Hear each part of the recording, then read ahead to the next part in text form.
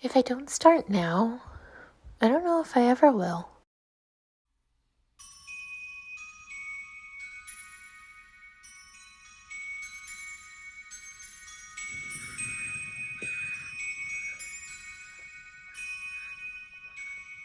Now's the time to do all the things that I want. If that's like wearing lingerie and pretending to kick at clouds through the window, or making coffee at 6 p.m., or wearing gloves from a costume and using them to go on an ice cream walk in the snow, or making bad art.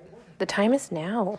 You know, people talk about bad art all the time and making it, but I think we don't often talk about how easy that is. And I am just ready to let myself let it be easy and just have fucking fun.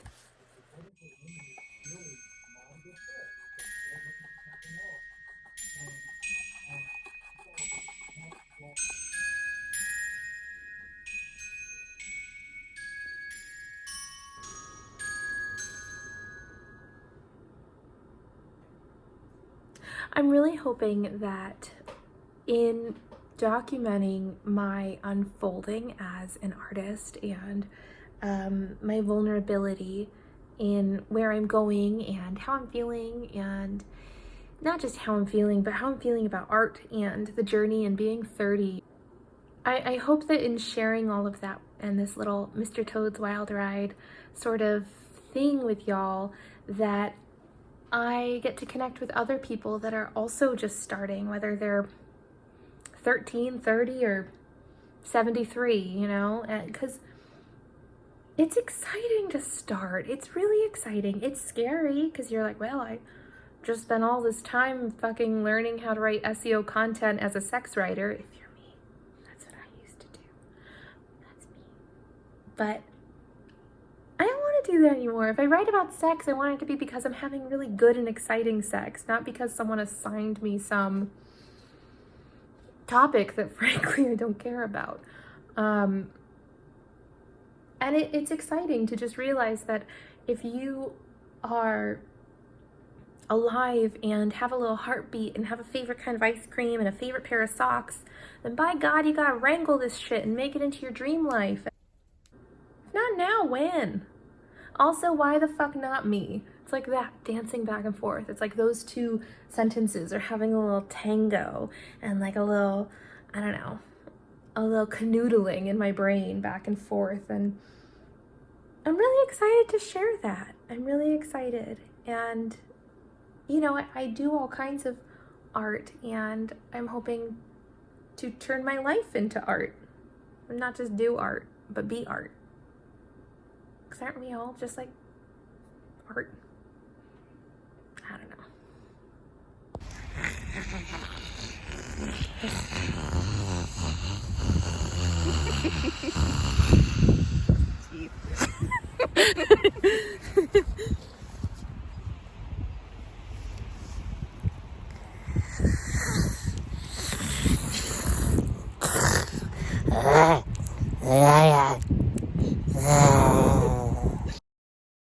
Because I'm self-taught, I guess I felt like nothing I did was really legit or actually counted, no matter how hard I worked or how nice a finished product looked. It was always that, well, I don't know a technique and I can't name a name of a certain thing I'm doing, so clearly it doesn't count. But I guess, you know, the past few months, I've really realized that even if all I was doing was taping 2 tubes of paint to my hands and clapping them and then seeing what squirts out onto the canvas, which sounds incredibly fun, I'd still be an artist and I'd still be legit because I'm making it and that's what I'm doing.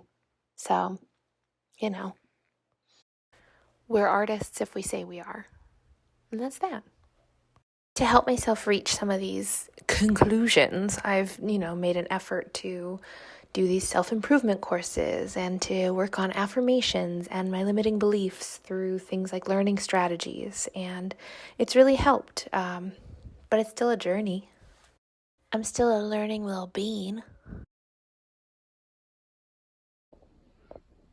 Doing it is better than talking about doing it perfectly.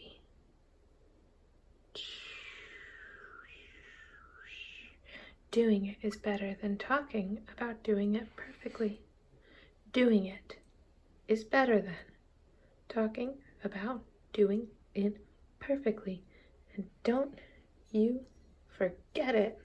We spend a lot of time giving ourselves these limiting beliefs and telling ourselves that we can't do things, and then using the past and what other people have said sort of as an excuse or a validation for our own limiting beliefs. But I'm gonna die one day, and I want to have fun, and I want to make art, and I want to write a novel, and I want to write 20 novels, and I want to write a play, and I want to paint using different kinds of coffee, and I want to paint a picture using only my toes, and I want to have a really big garden, and I want to travel the world all by train and by boat. And we're taught that we can do maybe one of those things, if we're lucky too.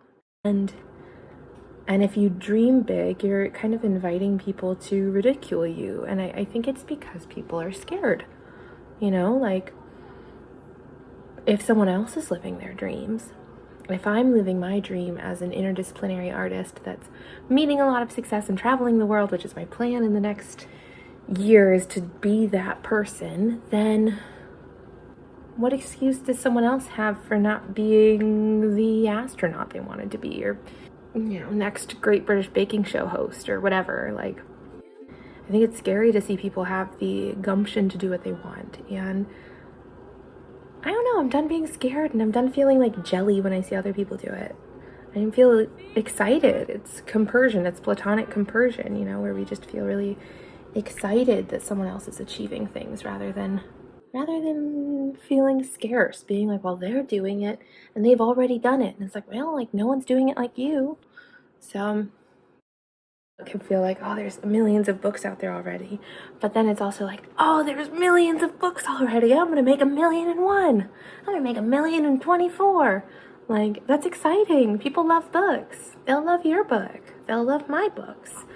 I spent years where I would just work on one painting slowly at a time, and I'm kind of still a perfectionist about it. I think doing portraits in oils kind of lends yourself to perfectionism, but I use that as an excuse to not do it. But time is now, baby. I'm gonna do it. So I have 3 portraits going right now, which is very unlike me. I've never done that before. One of Elvis, that is just a sketch on the canvas right now.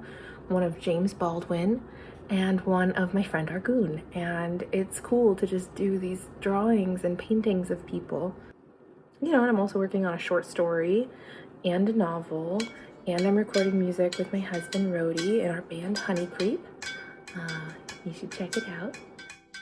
You should have all those projects. You should be like, I'm gonna go make this, and I'm gonna go make that. I'm gonna go make this, I'm gonna go make that. I'm gonna learn how to make croissants. I'm gonna learn how to do a headstand.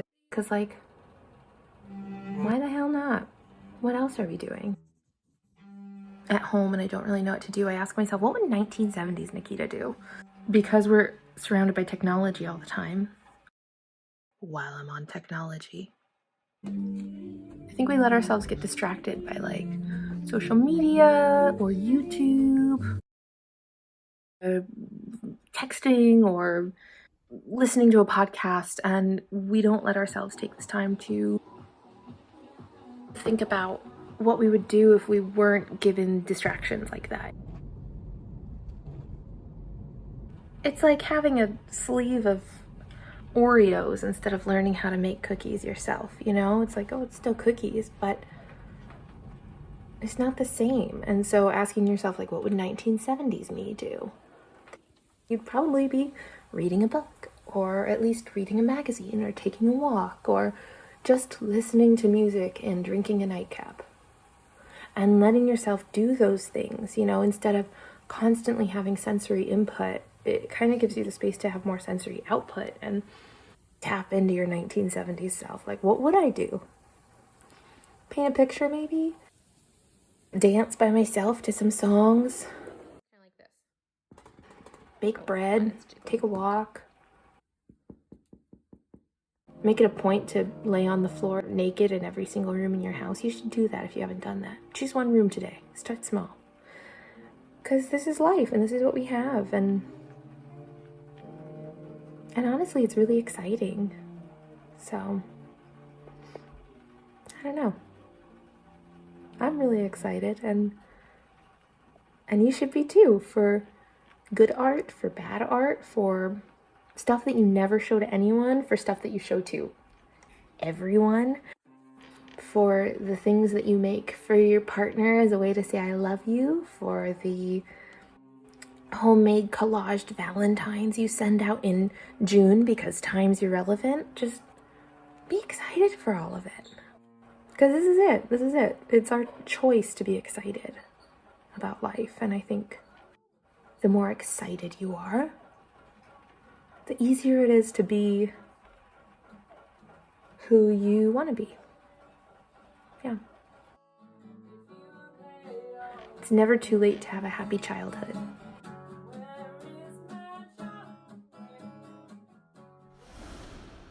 All right. I'm going to make it to the end. Okay. Very fun. Uh-huh. It's going to be very fun. It's going to be easy.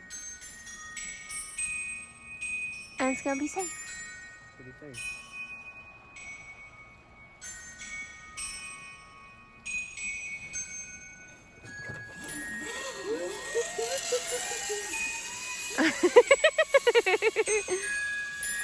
I can't say where all of this is heading, but I know I'm really excited to share it.